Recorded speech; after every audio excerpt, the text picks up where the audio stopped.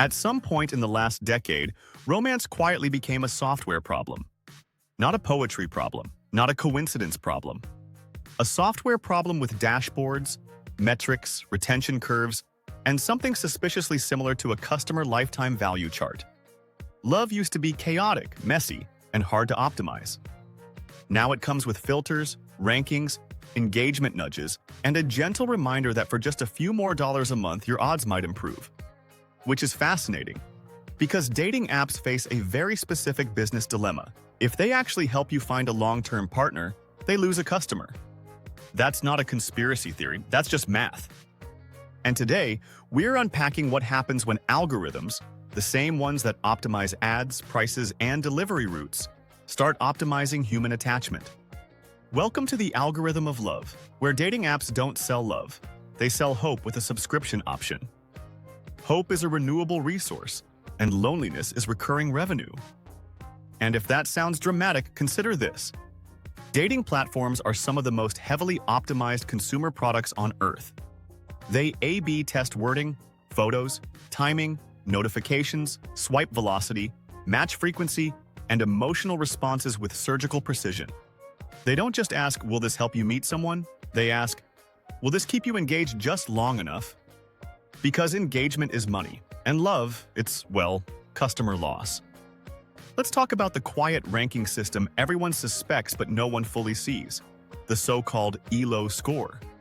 Originally, Elo was a ranking system for chess players, a way to estimate relative skill based on wins and losses.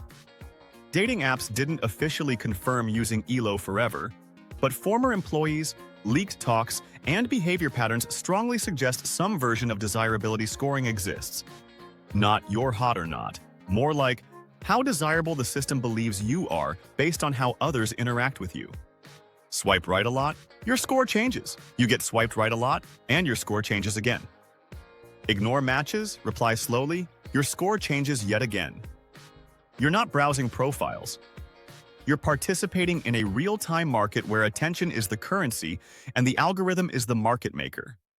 And just like any market maker, the platform benefits from liquidity.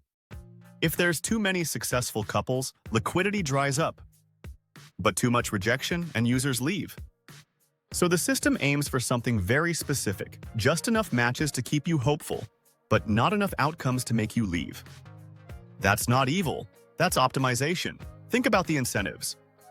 A dating app doesn't want you miserable. Miserable users will quickly find the exit, but it also doesn't want you fulfilled either, because they just end up deleting the app. What it wants is something more nuanced, like optimistically dissatisfied. You feel so close. You feel like the next swipe could be it. You feel like the algorithm gets you, even if your last date ghosted you after 3 messages and a shared love of oat milk lattes. That emotional middle ground is where subscriptions live, with premium boosts, super likes, and priority exposure. Visibility upgrades, which is a fascinating phrase when you think about it, because paying to be seen is no longer a metaphor. It's now a line item. Now, zoom out for a second. This isn't just dating, this is a pattern. Algorithms are quietly restructuring major life pillars, not by force but by friction. Housing, work, love, safety. In each case, the algorithm doesn't decide your life. It decides which options you see. And what you don't see matters more than you think. Take housing. Rental platforms use dynamic pricing models that adjust rent based on demand, timing, and behavior. Look at an apartment too many times, and the price nudges up. Hesitate too long, the last unit available banner appears like a psychological jump scare. You're not just shopping for shelter, you're negotiating with a pricing algorithm trained on scarcity and urgency. The system doesn't want you housed cheaply, it wants you housed efficiently. Love works the same way. You're not shown everyone. You're shown who the system thinks will maximize engagement. That's right, not your happiness, your engagement. Work is next. Job platforms rank candidates, prioritize listings, and optimize visibility. Algorithms decide which resumes get surfaced and which disappear into the digital void. You think you're applying to jobs. Really, you're auditioning for an automated filter that learned hiring preferences from biased historical data and performance metrics. The algorithm doesn't actually hate you. even though it feels like it sometimes, but it doesn't love you either. It just prefers patterns. Dating algorithms do too. They learn what works, then replicate it. Even if what works is just what keeps people swiping. Now, let's talk about the most uncomfortable part. Loneliness is not just emotional, it's economic. Single people spend differently. They subscribe more. They move differently. They consume differently. Entire industries benefit from prolonged singleness. Housing, food delivery, streaming, self-improvement products, wellness apps, travel experiences marketed as solo-friendly. Dating apps sit right in the middle of that ecosystem. Again, not evil. It's just aligned incentives. If an app accidentally solved loneliness at scale, it would destroy its own revenue model. The best-case scenario for the platform isn't everyone finds love. It's most people feel like they're close. And this is where the algorithm gets clever. Ever notice how you sometimes get a sudden burst of high-quality matches right before your subscription expires? That's not magic. That's timing. Ever notice how your matches slow down after you stop paying? That's not personal. That's pricing tiers interacting with visibility weights. You're not buying love, you're renting probability, and, well, probability is adjustable. Now, to be fair, algorithms aren't sitting there plotting your loneliness like a villain stroking a cat. Most of this emerges naturally from optimization goals, things like retention, session length, and conversion.